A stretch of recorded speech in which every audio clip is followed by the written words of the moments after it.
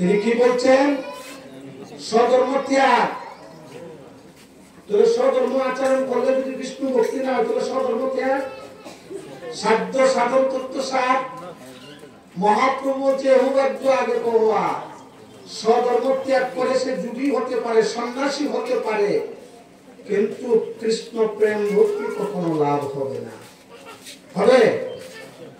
তাহলে তুমি আগে কহা সর্বধর্মান পরিত্যাজ্য, তুমি সব ত্যাগ করতে পারো, তুমি আমার শরণাগত হইতে পারো, তোমাকে সমস্ত পাপ থেকে আমি মুক্তি করবো, এর বেশি কিছু। বুঝা গেল? গীতার শ্লোকে হচ্ছে স্বধর্ম পরিত্যাজ্য। তুমি স্বধর্ম পরিত্যাগ করতে পারো, আমার শরণাগত হতে পারো, কিন্তু কি হবে? সমস্ত পাপ থেকে মুক্ত হতে পারবো, কিন্তু রাধা সম প্রেম আমি সহজে তোমাকে দিতে পারি। হয়ে গেল? যেগুলি নিয়ে দৌড়াদৌড়ি করেন এগুলি আস্তে আস্তে বাদ করে যাচ্ছে, ঠিক না? আপনি তো বলতেছেন যে স্বধর্ম ত্যাগ না করলে কত বড়। আরে স্বধর্ম ত্যাগ করে সে যুগী হতে পারে, সন্ন্যাসী হতে পারে, কিন্তু রাধা সম প্রেম তো সহজে লাভ করা যাবে না। তাহলে এখন কি করবো? তাহলে আগে কহন। তখন তিনি বলছে সর্বকর্ম কৃষ্ণের সমর্পণ, সাধ্য সাধন তত্ত্ব সার বলছে একটু আগে কহা। এই কি সর্বকর্ম কৃষ্ণের সমর্পণ? যত করছি যত নাসি, আমি যা আহার করবো, যা ভুল করবো, যা তপস্যা করবো, সব ভগবানকে নিবেদন করবো, তাহলেও কি আমার প্রেম মুক্তি হবে না? বলছে না, তুমি সমস্ত কর্ম কৃষ্ণকে সমর্পণ করো, তাহলে তোমার কৃষ্ণ প্রেম ভক্তি হবে না। কেন? কারণ ওই সমস্ত কর্ম কৃষ্ণকে সমর্পণ করার ফলে ওই দ্রব্যটা তুমি শোধন করে খাচ্ছ, পাপ থেকে মুক্ত দ্রব্য পেয়েছো, এর বেশি কিছু নয়। বুঝতে পেরেছ? তখন তিনি আরো কি বলছেন? সর্বকৃষ্ণ কর্ম কৃষ্ণের সমর্পণ, সাধ্য শান্ত রোবাদ হয়ে গেল। এখন তিনি বলছেন আগে কহা। তখন মহাপ্রভুর উত্তরে মনোযোগ সহকারে শুনেন, বলছে জ্ঞান মিশ্রা ভক্তি সাধ্য সাধন তত্ত্ব সার। আমরা জ্ঞান নিয়ে পারাপারি করি না? মহাপ্রভু বলছে গৌরাজ্য কর্মকাণ্ড জ্ঞান কাণ্ড কেবলই বিষয়ীর বাণ্ড, যে অমৃত বলে খায়, নানা জুলি ভ্রমণ করে, কদর্য ভক্ষণ করে, তারও জন্ম অধঃপাতে যায়। তাহলে জ্ঞান যাও, ভক্তি লাভ করা যায় না। যায় জনে জনে পাণ্ডিত্যে কৃষ্ণ নাহি পায়, ভক্তির বশ কেবল চৈতন্য ঘোষায়। তাহলে জ্ঞান উচ্চ বাবা আগে কহা। তখন তিনি বলছে জ্ঞান শূন্য ভক্তি, সাধ্য সাধন তত্ত্ব সার, জ্ঞান শূন্য। বলছে আগে কহা। বুঝতে পেরেছে? জ্ঞান শূন্য। মহাপ্রভু বলছে এটা হয় আগে কহা, কারণ আছে। তাহলে এই জগতে জন জন জ্ঞান পাণ্ডিত্য সবকিছু থেকে দূর সরে আসতে হবে, জ্ঞান শূন্য হতে হবে। জ্ঞান থাকবে, তারপরে উত্তম হইয়া হইবে নিরভিমান, কৃষ্ণের সম্মান দিবে জীবের অধিষ্ঠান। নাকি একটা প্রবাদ আছে না? তাহলে জ্ঞান আছে, ভক্তি আছে, তার উপরে বলতে পারবো আমি অযোগ্য, আমি কিছু জানি না, ঠিক কিনা? সেজন্য একটা কীর্তন আছে, গৌরাঙ্গ তুমি মুরে দয়ানা চালিও আপন করিয়া রাঙ্গা চরণে রাখে, এ কুল ও কুল দুকুল দিল তিলাঙ্গা। যে আমার মধ্যে কেউ নাই, এটি জানতে হবে। আমার এ কুলেও নাই, ও কুলেও নাই, দুকুলেও নাই, গোকুলেও নাই। রাধারানী বলছে বধু হে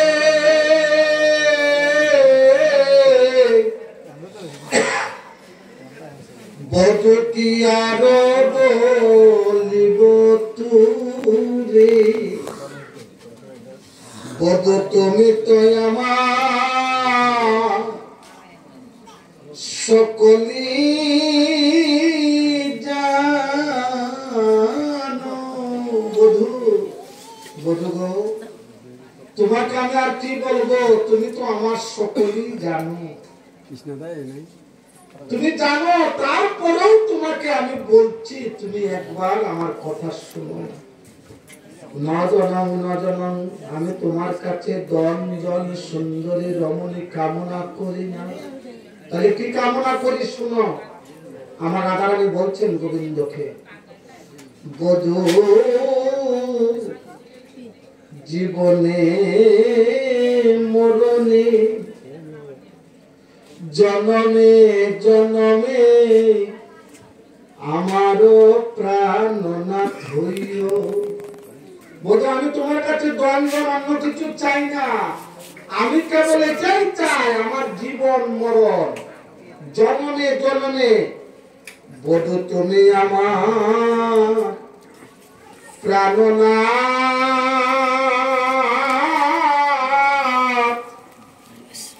প্রাণনাথ হইও। এটা কি আমার লক্ষ্য নয়? আমরা অন্য কিছু চাই? তাই যেদিন আমাদের জীবনের বেলাটা ডুবে যাবে, যেদিন এই জগতে আপন করতে কেউ থাকবে না, সেদিন যেন আমরা মধুর বৃন্দাবনের রাধানাথের চরণ যেন আশ্রয় করতে পারি। না অন্য কিছু চাই? গোবিন্দ আমার চরণ ছাড়া করো না গো। যেদিন আমার জীবনের বেলা গোবিন্দ আমার নিতাই গৌর হইব, গোবিন্দ হে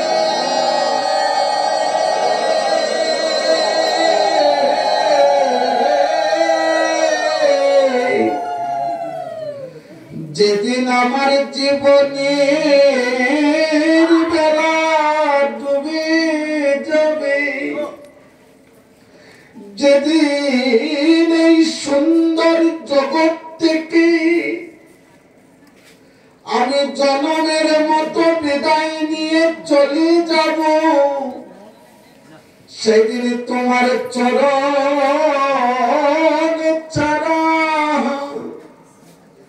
করো নাহি, সেদিন তোমার চরণ ছাড়া করো নাহি। তোমার রাতুল রাঙ্গা চরণে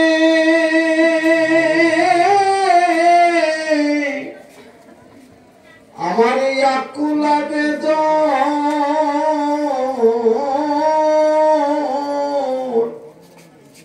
তোমার ওই চরণে আশ্রয় দিও। তোমার রাতুল রাঙ্গা ওই চরণ কমলে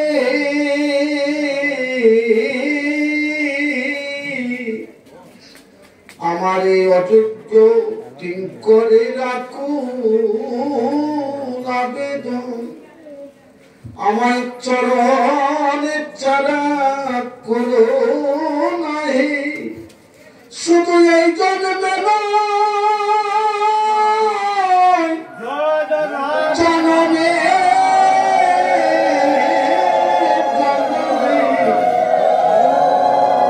আমার চরণ ছাড়া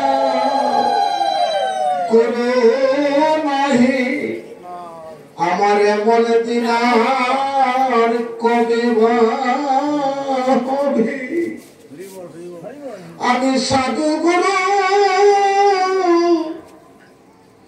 বৈষ্ণবের চরণ আশ্রয় করি, আমি যেন কৃষ্ণ কৃষ্ণ বলে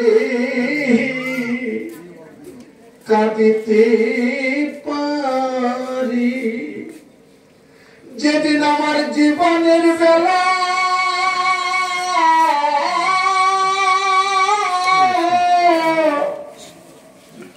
ডুবে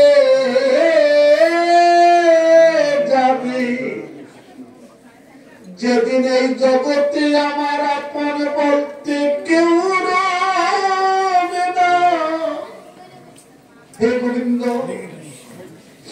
যেদিন আমার জীবনের বেলা ডুবে যাবে, যেদিন আমার এই জগতে আপন বলতে কেউ রবে না, যেদিন আমি একা একা এই জগৎ থেকে জগতের মতো চলে যাব, সেদিন তুমি বিনে বান্ধ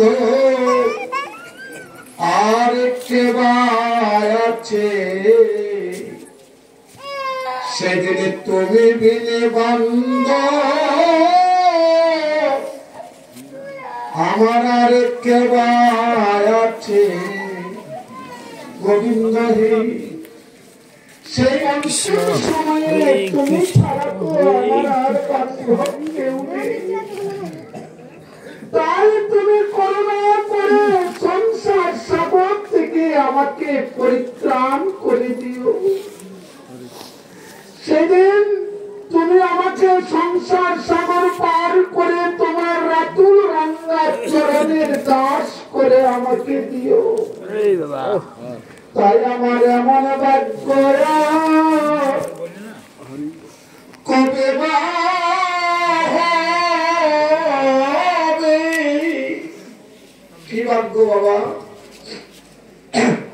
আমার, সেদিন এই ভাগ্য কবে হবে, যেদিন আমি মধুর বৃন্দাবনে প্রবেশ করি,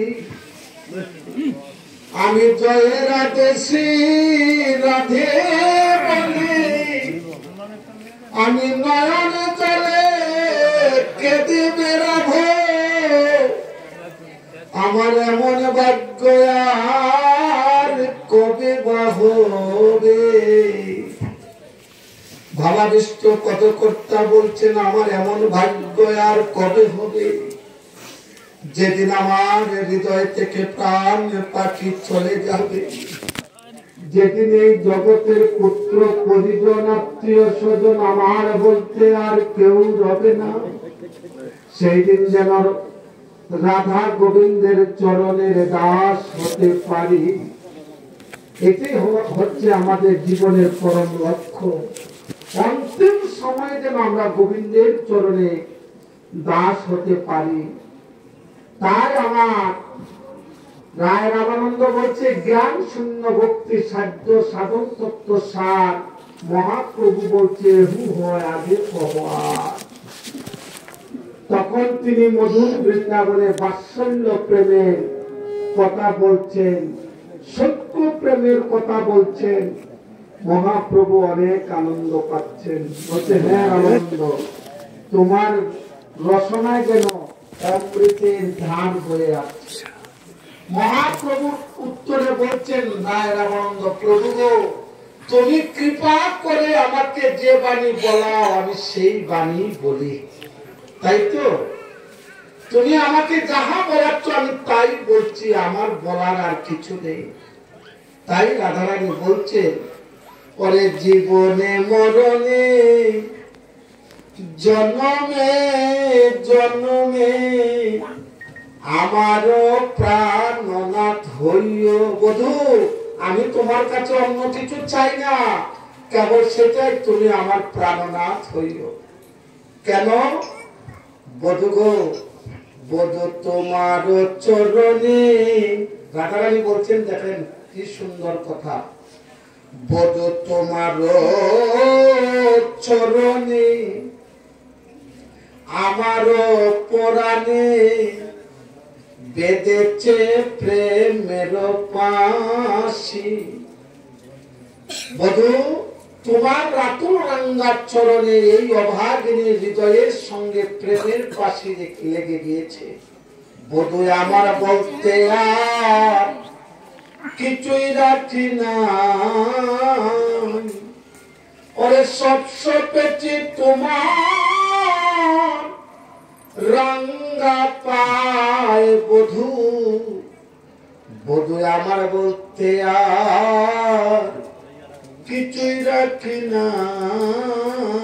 রাধারানী কেঁদে কেঁদে বলছে, বধূ গো, এই জগতে নারীর যে লাজ লজ্জা ভয় মান অভিমান, আমার বলতে আমি কিছুই রাখি নাই। যেদিন তোমার এই মদন মোহন রূপটি দর্শন করেছিলাম, তোমার ভালো মন্দ বিচার না করে আমার মন প্রাণ দেহ যৌবন জনমের মতো তোমার রাতু রাঙ্গা চরণে সমর্পণ করেছি।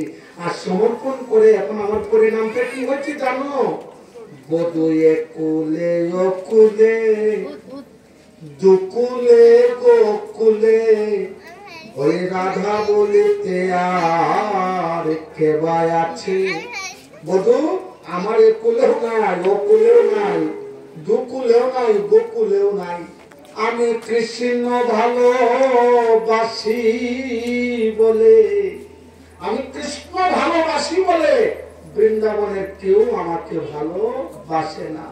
তাই বধু আমার একুল দুকুল গোকুল বলতে তুমি ছাড়া যে আমার আর কেউ নেই। বোঝা গেল? রাধারানীর কেন আমার আছে? আমি যখন এই জগৎ থেকে চলে যাব, এই জগতে আমার কেউ হবে। আর এই জগৎ থেকে চলে কেন?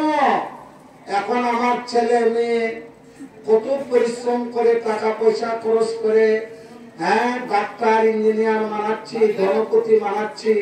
আমি যখন বৃদ্ধ হয়ে যাব তখন সেই দেহের মধ্যে প্রাণ থাকতেই তো আমার ছেলে মেয়েরা পুত্র পুত্ররা আমাকে আগের মতো ভালোবাসবে না।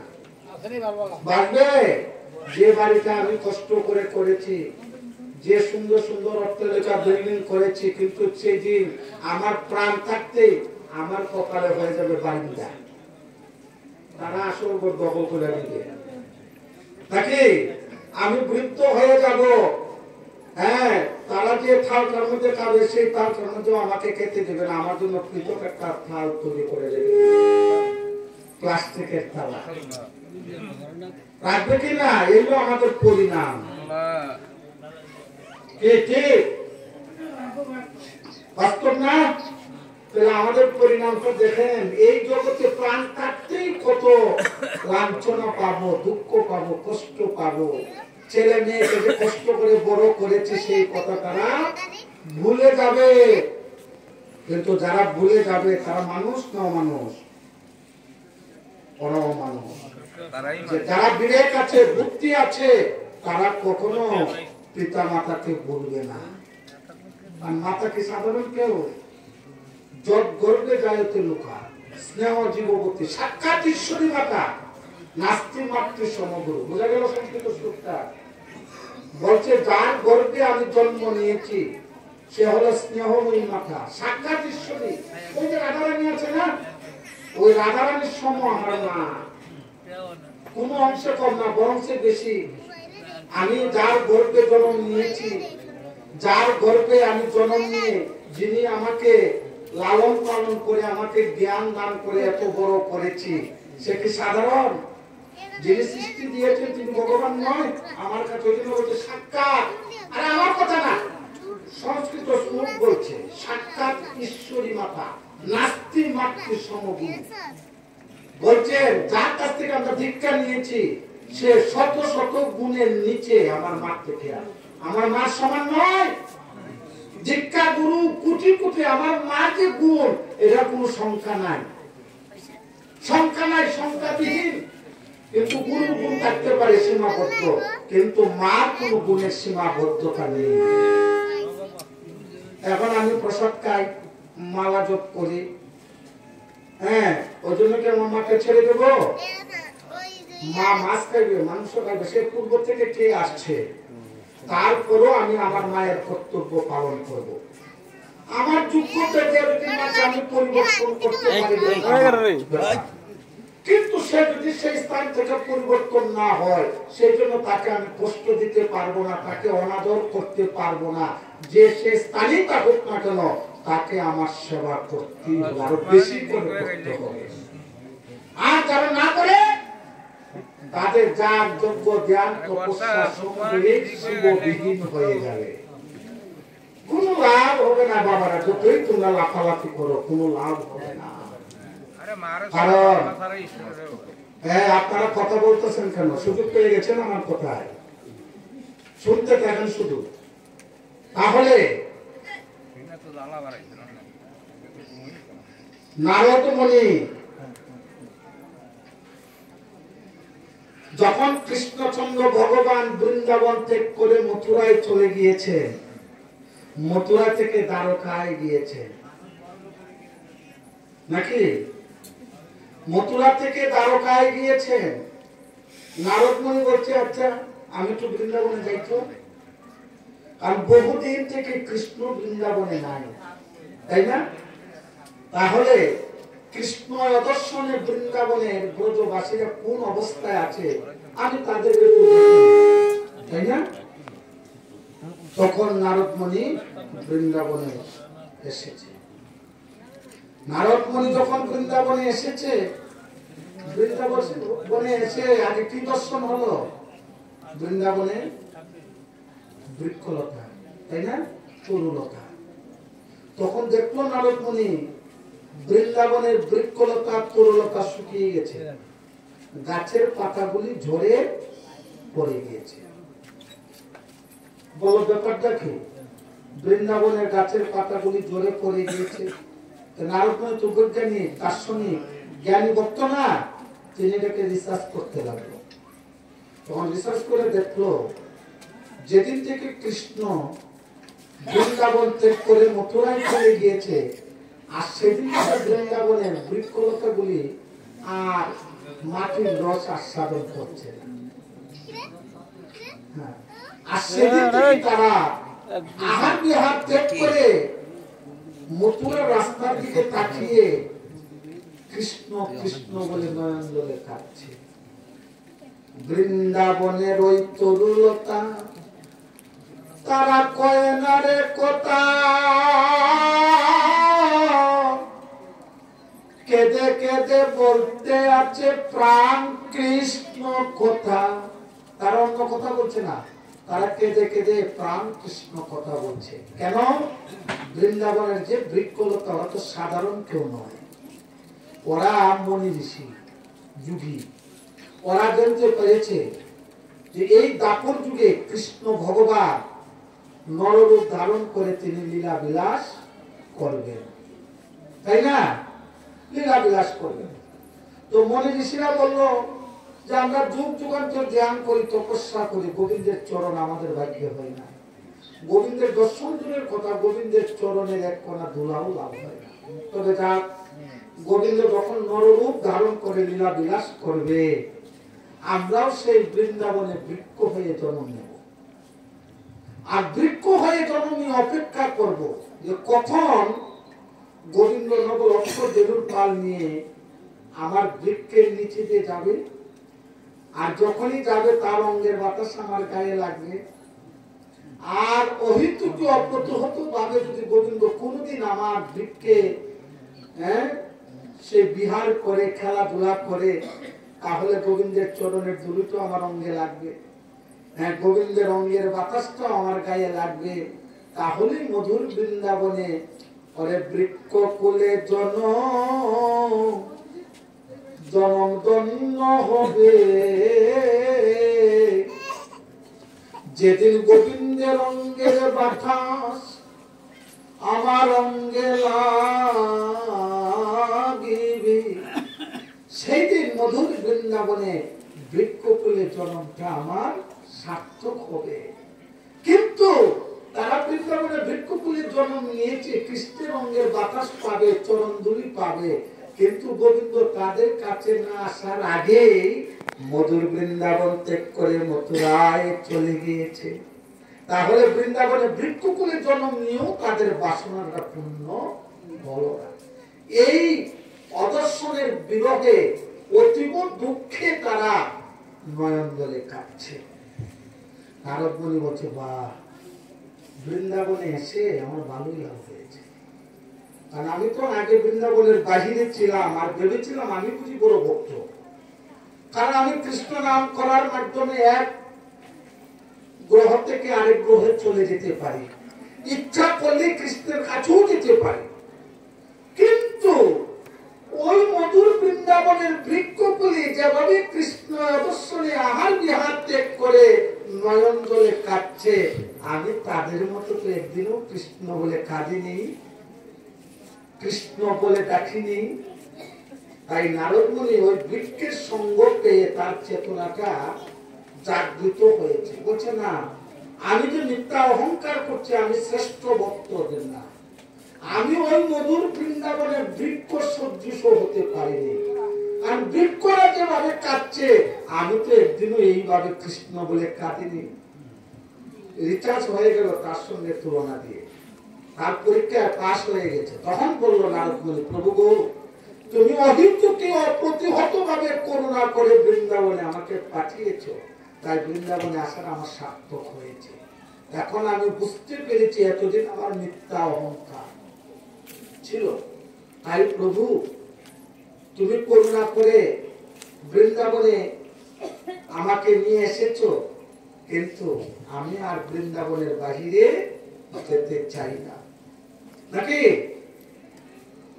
আমি বৃন্দাবনের বাহিরে যেতে চাই না, তাই আমায় ব্রজ ছাড়া করো নাহি। গোবিন্দ হে,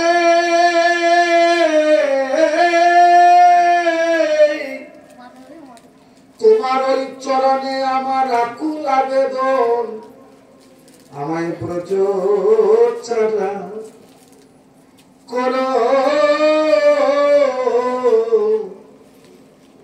করো না গো। গোবিন্দ, তুমি আমাকে ব্রজ ছাড়া করো না, কিন্তু আমি মিথ্যা অহংকারের দেহতা চাই না। এই মিথ্যা অহংকারের দেহতাকে দুলাসাত করে দাও। এই মধুর বৃন্দাবনে আমাকে বৃক্ষকুলে জন্ম দাও। আর যেদিন ওই মধুর বৃন্দাবনে বৃক্ষকুলে জন্ম নিয়ে যেদিন তোমার কৃষ্ণ দর্শনে তাদের মতো আমি কৃষ্ণ বলে কাঁদিতে পারিব, সেই দিন মধুর বৃন্দাবনে বৃক্ষকুলে জন্ম আমার ধন্য হবে। কত আকাঙ্ক্ষা, কত অনুরাগ। অনুরাগ যদি না থাকে কৃষ্ণ পাওয়া যাবে? কখনো পাওয়া যাবে না, যতই বলো। নারদমুনি বৃক্ষকে দেখলেন, দেখার পরে কোথায় গেল? সন্ধ্যা, মধুর বৃন্দাবনের গাভীগুলো দৌড়াদৌড়ি করছে কৃষ্ণ দর্শনে। আর সন্ধ্যা হলেই তো গোবিন্দ বেণুরবে গাভীদেরকে ডাকত, আর সমস্ত গাভীগুলি ভগবানের বেণুর রব শ্রবণ করে গোবিন্দের কাছে আসতো। কিন্তু তারা তখন আর বেণুর রব শুনতে পাচ্ছে না, কে গোবিন্দ দর্শন করতে পারছে না। তাই গাভীগুলি উন্মাদের মতো দৌড়াদৌড়ি করছে, আর হ্যাম্বা রবে ডাকতে আছে, কোবলি দোবলি গাই কৃষ্ণ কৃষ্ণ বলে, গোবিন্দ গোবিন্দ বলে। আরো কাছে কে? শ্রীদাম, সুদাম, ধাম, বসুধাম, স্তূপ কৃষ্ণ, লবঙ্গ কৃষ্ণ, মধুমঙ্গল, সুবল সখা, তারাও কৃষ্ণ দর্শনে কাঁদছেন। কাঁদছেন মা যশোমতী, তাই না? বাৎসল্য প্রেমের বিরহে কাঁদছে কে? ব্রজগোপীগণ, রাধারানী। এখন বৃন্দাবনের এই রূপ অবস্থা দেখে নারদমুনি বলছে, সর্বনাশ।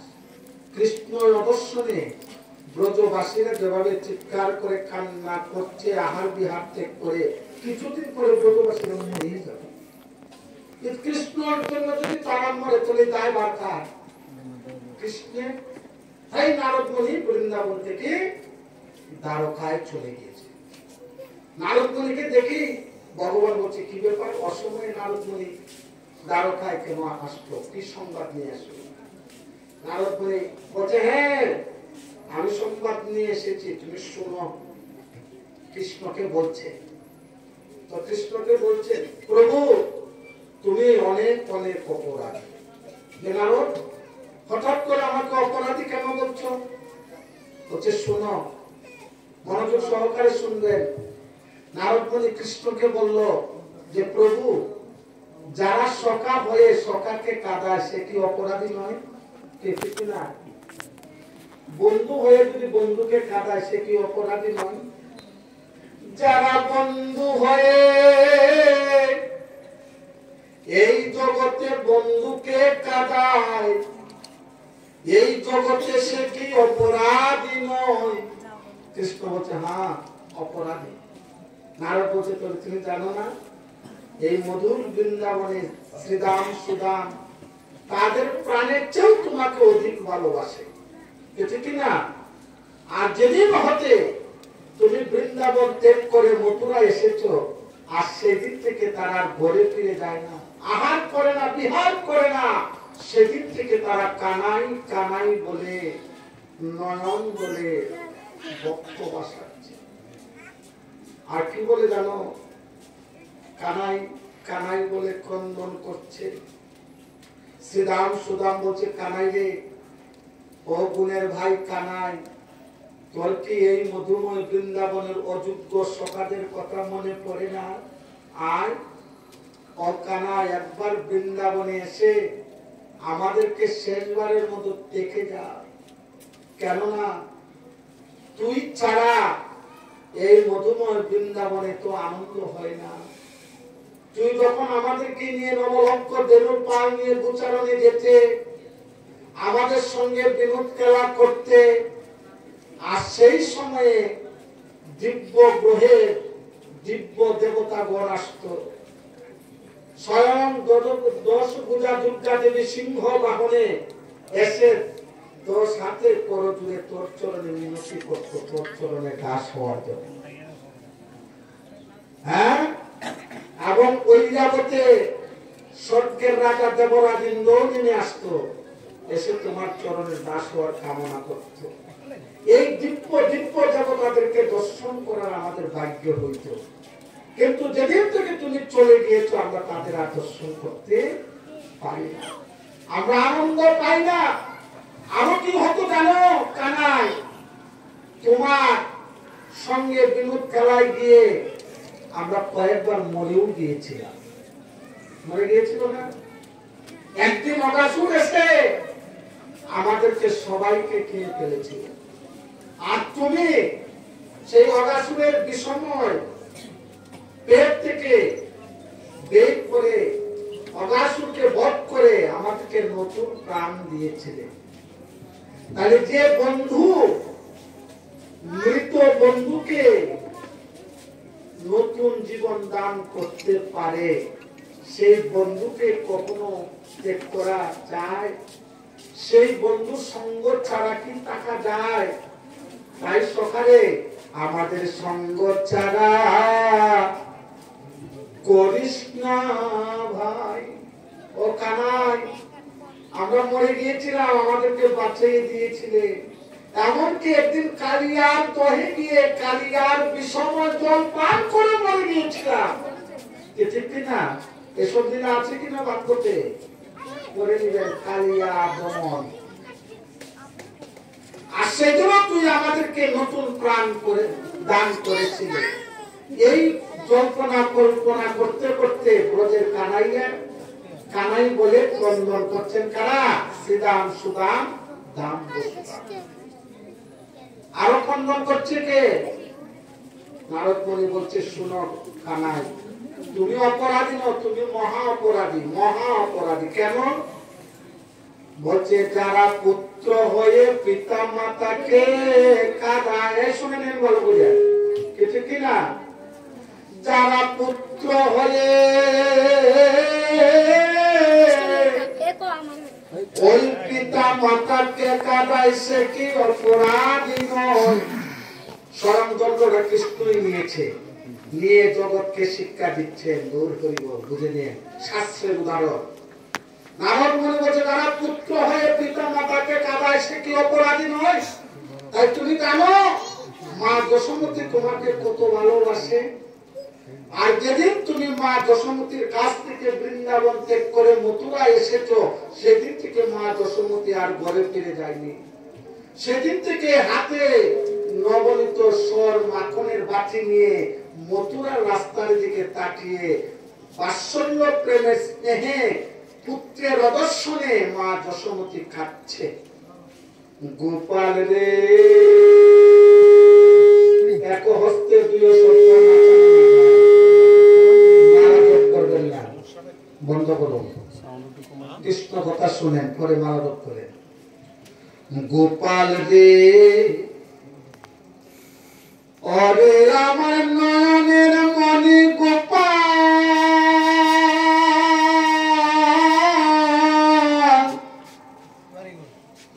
গোপাল রে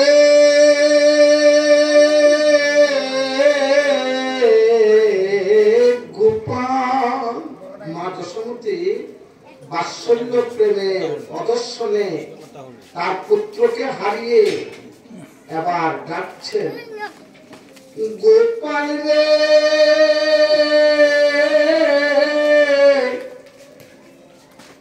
ওরে আমার নয়নের মণি গোপাল, বহু সাধনা করে ওই মধুর বৃন্দাবনে তোকে আমি পুত্র রূপে পেয়েছি। অল্প ভাগ্যের দ্বারা কি ভগবানকে পুত্র রূপে পাওয়া যায়? তাই মা যশোমতী বলছে, গোপাল তোকে অল্প ভাগ্যের দ্বারা পাইনি, বহু সাধনা করে যুগ যুগান্তর ধ্যান করে তপস্যা করে এই মধুর বৃন্দাবনে তোকে পুত্র রূপে পেয়েছি। আর শেষ সাধনা হচ্ছে সত্য যুগে ধরাধুনো ছিলাম, আর তুমি ব্রাহ্মণের চল ধারণ করে অসময়ে তুমি ভিক্ষা করতে আমার গৃহে গিয়েছি। আমার ঘরে চাল নেই, ডাল নেই, ভিক্ষা করতে গিয়েছি, কেউ ভিক্ষাও দেয় না।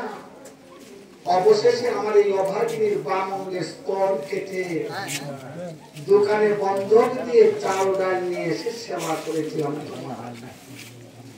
আর তুমি সেই সেবায় সন্তুষ্ট হয়ে আমাকে বরদান করেছিলেন যে মা ধরা সত্যি তুমি অতীত পরায়ণ। তাই আমি তোমাকে প্রতিজ্ঞা করে বলছি, তুমি এই স্তন্য কেটে আমার সেবা করেছো, কত যন্ত্রণা অনুভব করতেছো। তাই তারপরের অন্তে বৈবস্বত মন্বন্তরে আমি তখন নররূপ ধারণ করে অবতীর্ণ হব, তখন তোমরা দুইজন হবে আমার পিতা মাতা। আর আমি তোমাদের পুত্র হয়ে তোমার এই স্তন আহার করে তোমার ভক্তকে আহার বিহার করে বিশ্রাম নিয়ে মা তোমার এই জ্বালা যন্ত্রণা আমি শীতল করব। তাই মা যশোমতী বলছে, গোপাল রে তোকে আমি অল্প ভাগ্যে তারা এই মধুর বৃন্দাবনে পাইনি বাবা। যুগ যুগান্তর ধ্যান করে তপস্যা করে সত্য যুগে স্তন্য কেটে সেবা করে তোকে আমি পুত্র রূপে পেয়েছি। কিন্তু পুত্র রূপে পেয়েও কেন বিধাতা তোকে আমার কাছে থাকতে দিল না, আমার হৃদয় থেকে তোকে কেড়ে নিয়ে গেল। তাই আমি কারবাটি করেছিলাম, আমি এমন কোন জন্য কার কোন ক্ষতি করেছিলাম, তাই বিধি আমার এমন হলো। হ্যাঁ, আমি কারবাটি করেছিলাম, তাই বিধি আমার এমন হলো। তাই গোপাল রে ওরে আমার নয়নের মণি গোপাল, তোর দর্শন জ্বালায় আমি আর সইতে পারছি না। তাই গোপাল রে শেষবারের মতো একবার মা বলে আয় রে তুলে আয়, একবার শেষবারের মতো তোর এই অভাগিনী মাকে মা বলে আমার কুলে আয়। আর একবার তোকে কুলে নিয়ে তোর চার বদল দর্শন করে তাকে তোর আঞ্জুরিয়ে গোপাল গোপাল বলে বিদায়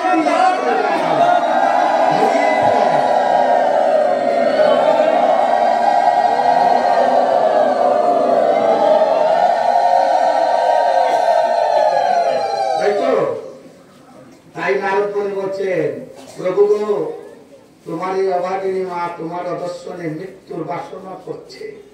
তাই যারা পুত্র হয়ে পিতা মাতাকে কাঁদায় সে কি অপরাধী নয়? পেয়ে গেছেন বলছো অপরাধী। তবে শোনো, তুমি খালি অপরাধী নও, মহা মহা মহা অপরাধী। হ্যাঁ, যে কি আরো বলো? বলছো শুনো, বলছে যারা প্রিয় হয়ে প্রিয় তোমাকে কাঁদায় নাকি। দেখবেন কিছু কিছু অযোগ্য স্বামী রয়েছে, নেশাগ্রস্ত, ধূমক্রিয়াগ্রস্ত, হ্যাঁ, সারাদিন কাজ করে না, কর্ম করে না, আর সাধারণ সরল সহজ নারীকে আসিয়া বেত্রাঘাত করে, নির্যাতন করে, কষ্ট দেয়, ঠিক কিনা? এইসব স্বামীদের কোনো গতি নাই, ভগবান ওদেরকে শাস্তি দিবে পুরাদমে মৃত্যুর পরে। আর দুষ্ট স্ত্রীও আছে, খালি স্বামীর দোষ না, যারা দুষ্ট স্ত্রী থাকবেন তাদেরও শাস্তি আছে। তাই স্বামী স্ত্রী দুজনেই ভালো হতে হবে, ঠিক কিনা? মনে রাখবেন। তাই বলছে যারা প্রিয় হয়ে প্রিয় তোমাকে কাঁদায় সে কি অপরাধী নয়? বলছে হ্যাঁ। তাহলে তুমি শুধু অপরাধী না, তুমি মহা মহা অপরাধী। বলছেন আরো করে আমার এই অপরাধ কিসে কুচল মুক্ত হবে? বলছে তুমি প্রবাসী রাজা, তুমি প্রবাস যজ্ঞ করো, আর এই যজ্ঞে সবাইকে আমন্ত্রণ করবা, আর এই যজ্ঞে এসে যদি তোমাকে কেউ সখা রূপে চায় তাহলে তুমি তার সঙ্গে সখা হয়ে চলে যাবে।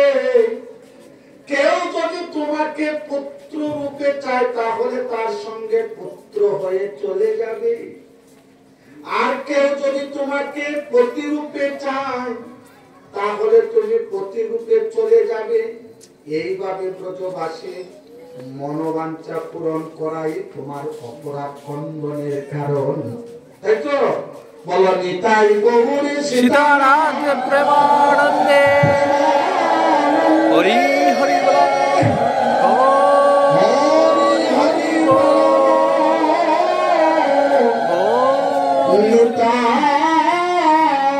গৌর হরি। এখানে আজকে আমার ভাগবত কথা বিশ্রাম দিচ্ছি। আমার সেই ভাগবত আলোচনায় যদি কোনো ভুল ত্রুটি হয়ে যায় নিজের অজম সন্তান মনে করে আমাকে ক্ষমা করে দেবেন। হরি বল। তাই একটা ভজন কীর্তন গেয়েছি, সবাই কীর্তনটা ধরবেন।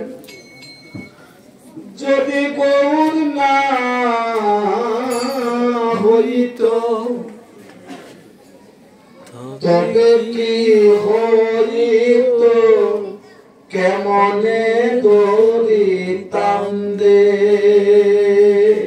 যদি ভোর না হইতো তবে কি হইতো, কেমনে ধরিতাম দে।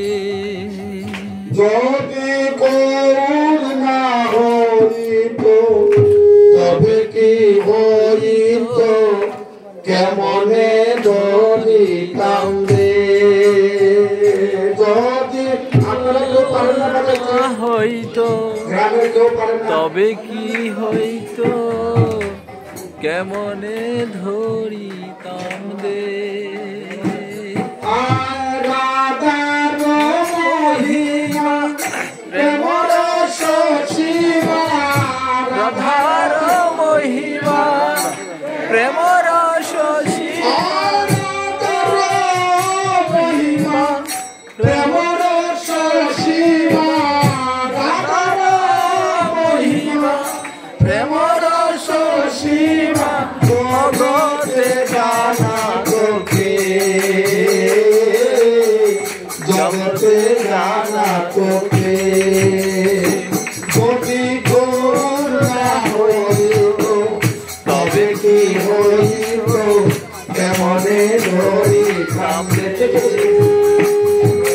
গৌর না হইত তবে কি হইত, কেমনে ধরিতাম দে।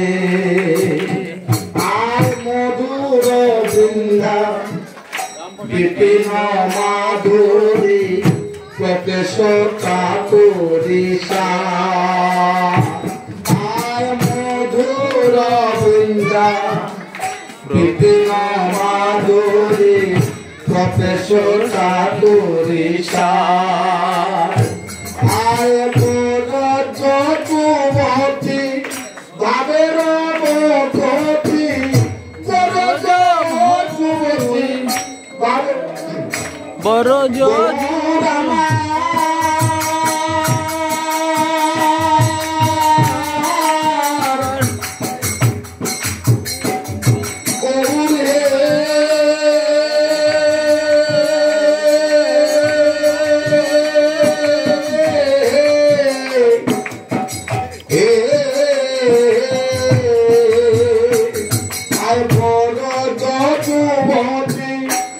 ভাবের ভগতি বরদ যুবতী ভাবের ভগতি সকলে হইত কার সকতি হইত কার যদি করুণা হইত তবে কি হইত কেমনে ধরিতাম রে যদি গৌর না হইত তবে কি হইত কেমনে ধরিতাম রে আর গাও গাও গুণ গোবিন্দের গুণ সরল করিয়া আর গাও গাও গুণ গোবিন্দের গুণ সরল করিয়া আর কেব সাগরে এমন দয়ালো ভব সাগরে এমন দয়ালো লাগলিয়ে দিয়েছে আমি এমন দয়া আর দেখি না এমন দয়াল আর দেখি না মারিতে প্রেম মিলায় এমন দয়াল আর দেখি না মারিতে প্রেম মিলায় এমন দয়াল আর দেখি না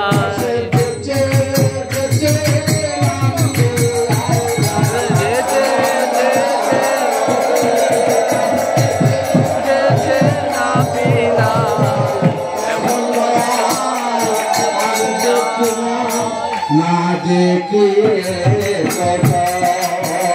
আমি না দেখিয়ে একজন যদি গোর না হইত তবে কি হইত কেমনে ধরিতাম রে যদি গোর না হইত তবে কি হইত কেমনে ধরিতাম রে আমি গৌরাঙ্গ বলিয়া না কেন বলিয়া কেমনে ধরিতাম রে আমি গৌরাঙ্গ বলিয়া না কেন বলিয়া কেমনে ধরিতাম রে আর পাশুর হিয়া পাশান দিয়া পাশুর হিয়া পাশান দিয়া কেমনে বলিয়াছে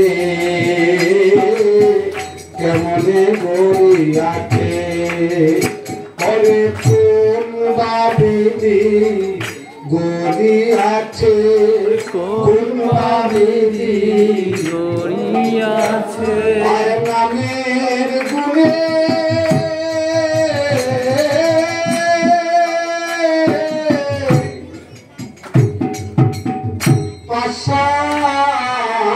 পাশান গলে কিন্তু হৃদয় পাশান গলে না রে গলে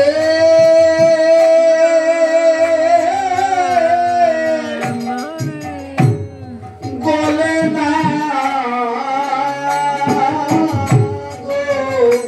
বাসুদেব গুণ বলছে নামের গুণে পাষাণ গলে যায় নামের গুণে বনের পশু পাখির হৃদয় গলে যায় গলে না বাবা মহাপ্রভু যখন উত্তর প্রদেশে যাওয়ার পথে গাড়ি কর বিশাল অরণ্য জঙ্গলে প্রবেশ করেছে মহাপ্রভু দর্শনে বনের বাঘ আর হরিণ দুজনে আলিঙ্গন করছে আলিঙ্গন করে দুজনে নয়নজলে কেঁদে কেঁদে মহাপ্রভুর চরণে বলে গেল তাই বনের পশু পাখির হৃদয় মহাপ্রভুর চরণে বলে যায় কিন্তু আমি মনুষ্য কুলে জন্ম নিয়ে কৃষ্ণ নামের হৃদয় কেন বলে না মনে হয় আমি এই জন্মের জন্ম জন্মান্তরে অপরাধী বলে আমার কৃষ্ণ নামের বলে না রে, তাই না? সঙ্গ ছাড়া তো কীর্তন হয় না, তাল লয় বাজনা দোয়া সব এক থাকতে হয়, তাহলে সব কিছু মিশ্রণে হয় মধুর চেয়ে সুমধুর। তাই আমি এখানে বিশ্রাম দিচ্ছি, জোর করে তো কিছু গাওয়া যায় না। তাই বলনি তাই গৌরী সীতানাথ প্রেমানন্দে ও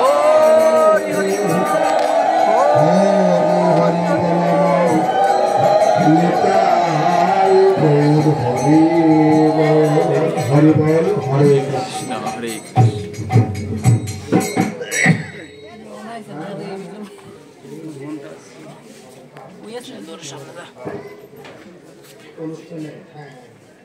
সামনে সিটা খালি দেখছি তুই বনের লেগে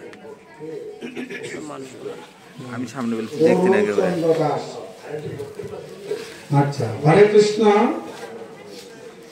আজকে আপনাদের এই মহতীয় অনুষ্ঠানে একজন বাবু, তার নাম হচ্ছে অরুণ চন্দ্র দাস, তাই তো? তো তিনি অসুস্থ, একজন ভক্তের মারফতে তিনি 1001 টাকা দান করেছেন। তাই আমরা হাত জোর করে তার জন্য প্রার্থনা করবো, সে যেন আরোগ্য হয়ে সুস্থ হয়ে বাড়িতে ফিরে আসে। বলো হরে কৃষ্ণ। হরে কৃষ্ণ।